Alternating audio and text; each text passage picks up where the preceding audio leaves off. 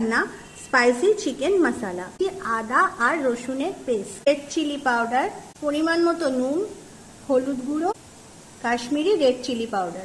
পেঁয়াজকে ভালো করে ভেজে এর একটা বেরেস্তা বানিয়ে নিয়েছি। মিক্সার গ্রাইন্ডারের মধ্যে রাখা পেঁয়াজের বেরেস্তাটা, পোস্ত, 12টা কাজু।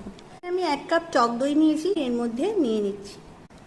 নিয়ে নেওয়ার পর এটাকে বাটিটার চারিদিকে আমি ভালো করে এখানে মাখিয়ে নেব। চিকেনের পিসগুলোকে এর মধ্যে দিয়ে দিচ্ছি। বড় এলাচ, ছোট এলাচ, দারচিনি, সাদা গোলমরিচ, কালো গোলমরিচ। এবার এর মধ্যে আমি এগুলো দিয়ে দিচ্ছি।